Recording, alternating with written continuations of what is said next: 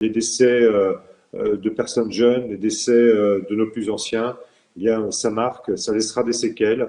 Il y aura un avant et un après coronavirus.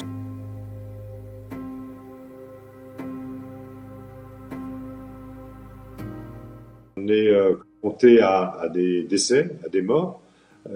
C'est jamais évident. Vous savez, quand vous êtes une jeune infirmière de 25 ans, vous sortez à peine de l'école et que une personne âgée décède en quelques heures devant vous sans que vous ayez pu vraiment agir, eh bien, c'est déroutant et ça laisse des cicatrices pour une vie professionnelle entière. Il est épuisé, il est à bout, il y a de l'inquiétude, de la peur. Cette épidémie se prolonge, on a peur pour ses familles, on a peur pour ses collègues, on a peur pour ses amis.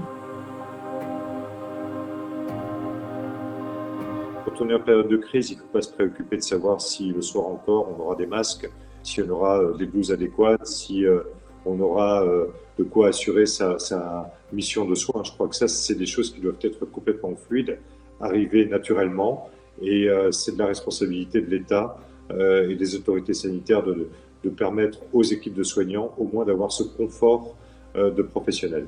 Aujourd'hui encore, j'avais un confrère qui avait des sanglots dans ses propos tellement il était ému par ce qu'il me racontait, par ce qu'il vivait.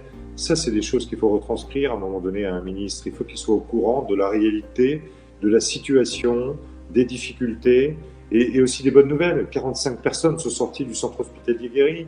C'est aussi des choses positives, ça. Il faut aussi le répéter à nos concitoyens.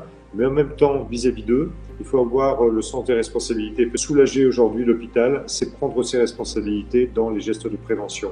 Plus on sera responsable, mieux, là aussi, le système de soins sera en capacité de réagir. Si nous ne sommes pas responsables, eh bien, collectivement, on aura à un moment donné un nombre de cas supplémentaires et peut-être des morts collectivement sur la conscience également. Il ne faut pas qu'on prenne ça à la légère. Et je le disais à Olivier Véran aussi, il faut que notre système de soins soit en capacité de se remettre réellement en question pour que nous ayons un avenir où, si jamais ce genre de phénomène arrive à nouveau, nous soyons véritablement prêts. On est devenu aujourd'hui en France la zone endémique la plus forte. Le nombre de cas pour 100 000 habitants est extrêmement fort, elle double de celui de Paris. Notre hôpital s'est complètement préparé, s'est transformé pour accueillir les patients les plus graves. Le SAMU a vu multiplier ses appels par 5 et ce sont des lits de réanimation qui sont malheureusement pleins, avec la nécessité pour nous hier, par exemple, de transférer 11 patients vers d'autres centres hospitaliers parce que nous n'étions plus en capacité de les accueillir.